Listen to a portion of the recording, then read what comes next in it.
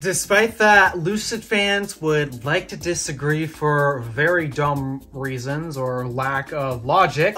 We all know that Lucid has not been doing so hot as of late. They've created a solid product by excelling in a few key areas, but failing in other key areas. And as a result of their cars have not been selling very well. They keep decreasing their guidance in terms of how many vehicles they're trying to produce this year. They're still constantly losing reservations on the Lucid Air, and overall, it's not in a good spot. Oh, right, I forgot to mention the obvious. It's not doing very well on its own charging infrastructure. They've partnered up with Electrify America, of course, which is a big mistake, and the Signet chargers just cannot seem to charge that thing to save their lives. As a result, the Lucid Air has really been struggling in terms of demand. The product is really great in quite a few key areas. The drivetrain is solid. The way it drives is solid. The efficiency, amazing. The material selection, a bit unorthodox compared to some other luxury vehicles, but still relatively nice. I can't say the same for build quality because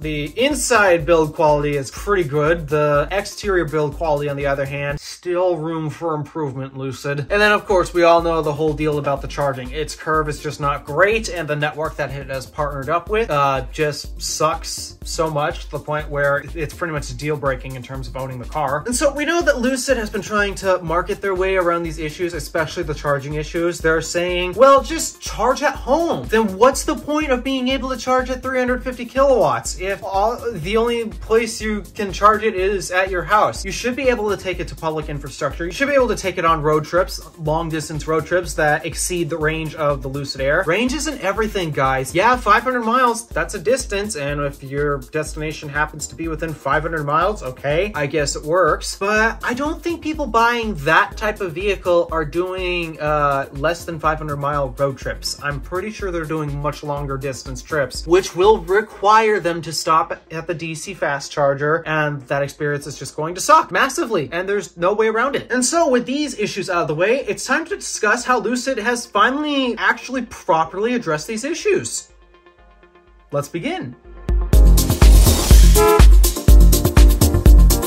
So, in regards to the whole charging issue, they've sort of got something figured out. We don't have all the details yet, but you know what this means when I'm holding this cable? I've been making so many videos explaining why Lucid should do it, and finally they've announced it. They have announced they are transitioning to the NACS standard. They are ditching CCS, and this is a very good thing. Now, many people are probably going to quickly think, oh, but what about the high voltage aspect? Because Lucid's high voltage. Well, guess what? Hyundai Kia Genesis, the EG&P platform, they're switching to NACS, and yet they're the 800 volt class as well. Yeah, there's that for you. Also, we've got other charging hardware going in the ground with NACS at the moment. For example, ChargePoint, they're getting ready to deploy NACS options for their hardware, and this includes the Express Plus hardware that can go up to 400 kilowatts. So we got those options coming out, and despite that, we're still waiting on Tesla's V4 infrastructure to come out. Yes, the dispensers are already on the ground. The V4 dispensers, they're already on the ground. They've got the new 1000 volt version of NACS, but they're still using V3 cabinets. Why? Tesla, just get us the 1000 volt cabinets out there now. The world needs it badly. So just do it. Stop taking so long. Okay, ranting aside, Lucid has finally decided to switch to a better connector. So eventually they will gain access to the supercharger network a bit later than others. They're waiting until 2025 and to gain access to it. That's probably when Tesla's ready to deploy the actual 1000 volt V4 equipment, which is kind of unfortunate because Cybertruck is launching very soon, actually, and Cybertruck is 800 volt class, and yet the supercharger network can't charge it at least at its native voltage. They have to do some weird voltage conversion in the truck to actually get it to charge properly on the supercharger network, which sucks. I wish the 1000 volt was already out there right by now, but I don't know what's taking Tesla so long. All right, so NACS is the only thing that Lucid has announced to fix their solution. Finally, they're actually addressing the charging issue. While we don't exactly have all the details on that yet, I can confirm that at least Lucid is in talks with Tesla, so they're gaining access to a reliable charging network. And we know that other hardware providers are coming online as well. Like, for example, first ever Alpitronic unit is online. Alpitronic has to be like by far my single favorite charging hardware out there. Tesla's great, but the main issue with their charging network, and it doesn't happen that often, nor do we experience it that often, is the fact that Tesla uses slightly less capable cables and they overdrive them. So yeah, the cables, they can technically do it, but because they're overdriving them, they are technically wearing a little faster. So that means they have to be swapped more frequently than others. Except unlike everyone else, Tesla's on the 8 ball. So they know the second that those cables eventually get worn out and they need to be replaced, Tesla already has a work order in and they are on their way to get those cables swapped. They are on the 8 ball when it comes to dealing with supercharger problems. And their number one problem actually is the cables. They just wear out a tad faster, but most of us don't even realize it because they're so good at getting on the 8 ball and actually replacing the cables. They're really good at doing it. And no, it's not a problem with the port. It's like the actual cable, the thing I'm bending right now. This right here, they use such thin conductors, which, hey, it makes it easy for us to plug in, but that does mean they do wear faster and they eventually crap out faster. Just Tesla's on the 8 ball of doing it. But in terms of actual hardware reliability, Tesla's a great option, but I just love what Alpitronic puts out. Their hardware is insanely robust. It can survive in such extreme environments, extreme cold, extreme heat, and the number one complaint I have with basically every charging hardware provider out in the US, they use the incorrect cables. ABB, ChargePoint, they all use these amperage limited cables, so that way you can't take full advantage of the charger. It drives me nuts. Alpitronic, the only cable options they offer are, like, last I checked, Phoenix Contact. And Phoenix Contact makes these amazing cables. They just don't die. They last so long. ChargePoint even uses Phoenix Contact in their extremely high power Express Plus. Sadly, their cheaper options of the Express Plus are still using REMA cables, which are still amperage limited in a sense. But oh boy, if you're not using a NAX cable, I hope Phoenix Contact is actually working on a NAX cable at some point. If you're not using Tesla's NAX cable and you have to use CCS 1 or 2, Phoenix Contact is the one to go with. And Alpitronic, their hardware is amazing. It's robust. It works. It just does not die. And they're using Phoenix Contact. It's a recipe for success. And finally, the first unit is online, and Alpitronic did say they are going to offer a NAX option. So yes, Lucid will have that available to them. But anywho, enough of my whole rant on charging. This video is actually supposed to be talking about Lucid's other solution to the demand problem. You see, this is America, and as much as I hate this trend, sedans just are not popular, and the Lucid Air is a sedan. And I know this genuinely makes me sad because I prefer sedans over crossovers and SUVs, but I guess I'm not your typical average American. When I say this,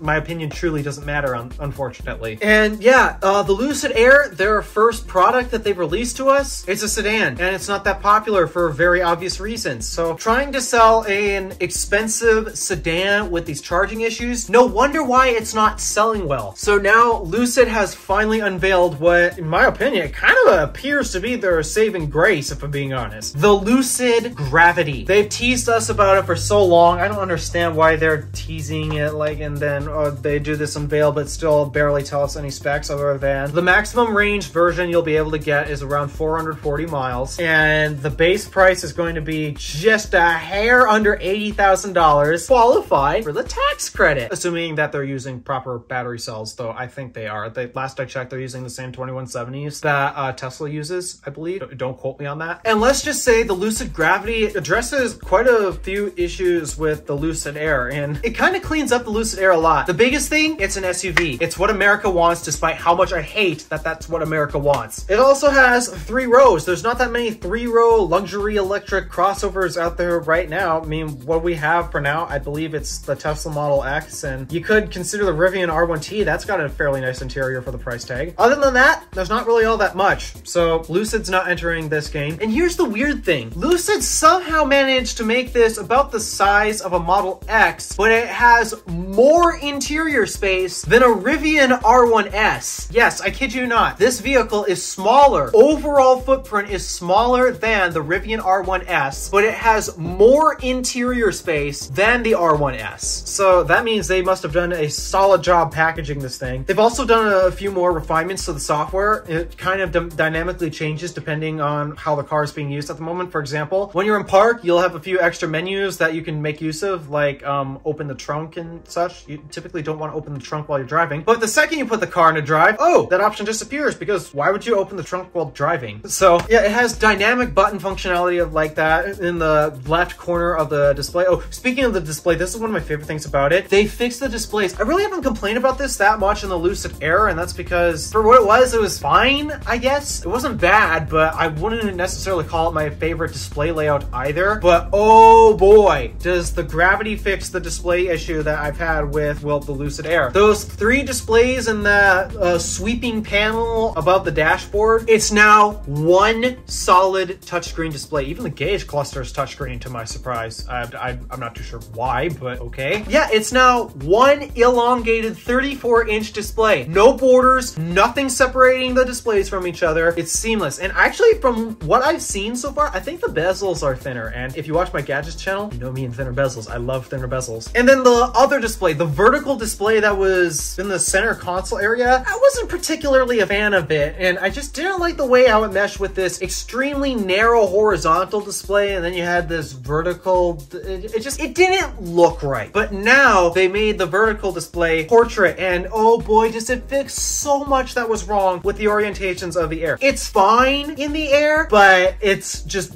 barely acceptable in my opinion. The gravity makes it so much better, especially when you're charging as much money as they are for that thing. Yeah, you definitely need to consider display orientation, and they fixed it. And also, the vehicle happens to be extremely spacious. Like in Kyle Connor's video when he took a tour of the Gravity, they managed to find a 6'10", yes, 6'10". I can't believe how tall this guy is. They shoved a 6'10" guy in the back seat, and it was a bit cramped for him with the second row scooted all the way back. But the second row was moving forward, it's like, oh, yeah, you know what? This is acceptable, actually. There's not too many other impressions I have about the Gravity because, I mean, for the most part, it has the same vibe as the Lucid Air. It's just in SUV form, which I'm not particularly a fan of. But my biggest gripes that I'm not entirely sure if they will be addressed at some point, exterior build quality, it's still a problem with the Lucid Air today, and I really hope that they address this with the Gravity, especially considering that I think this is going to sell way better than the Air because, well, for one, actually, I believe it's more attainable than the Lucid Air starting price-wise, and SUVs are more in demand, so it just kind of makes sense. But in terms of specifications, we just don't really know that much. We only know, like, the maximum range number that they're trying to achieve on the top-end trim, and the starting price, supposedly, of the base trim. So, yeah, they just didn't really give us that many specifications. I do know that by the time that vehicle launches, I'm pretty sure it's going to have an AX port, which means no CCS for that vehicle. This is going to be so amazing. And truly, my one complaint about the vehicle overall, it's not really the price tag. I only have one complaint that I just do not like about it. It's the styling. The weird thing about me is a lot of people think that the Lucid Air looks like a Buick. Guys, I own a Buick. Okay, I can say this because I own a Buick. I've owned 2 Buicks. It looks nothing like a Buick. I don't know where you guys are getting it from. It looks nothing like a Buick. The Lucid Air, I don't see any resemblance to a Buick in it. And personally, I happen to really like the design of the Lucid Air. Even the rear design, which many people say they hate. That's their least favorite angle. I do like the rear design of the Air. However, for the Gravity, I don't think it actually translates that well to SUV form. I'm trying to see if I can get the hang of it, but it just doesn't seem to, I don't think it works on the SUV. I'm sorry. It just doesn't work this time on the SUV. And then the front, because now it has this kind of fake grille that comes up with the front, which does mean better access to the front. You don't have to lift your items as high to get into it because this is a bigger vehicle, which means if it had the same front style as the Lucid Air, that means you'd have to lift your groceries higher. So yeah, well, it does have that advantage. It's not a pretty looking vehicle in my opinion. I really hope that they fix the build quality and the lack of paint issues that Lucid has been giving the Air. Seriously, I really hope that they fix that issue because for the price tag that they're charging these things at, they need to have better build quality and especially they need more paint. And so yeah, those are my thoughts on the Lucid Gravity. I genuinely believe this is going to be a much more successful vehicle for Lucid because it's in the form factor that America wants and it's going to have NACS. They haven't stated that it's not going to have CCS, but judging by the timeline on when this thing's going to get released, I'm pretty confident it's going to have a NACS port on it. All right, that's enough from me. Thank you for watching. Do me a favor and interact with the stuff below. My name is DeWolf, Random Alpha, signing out.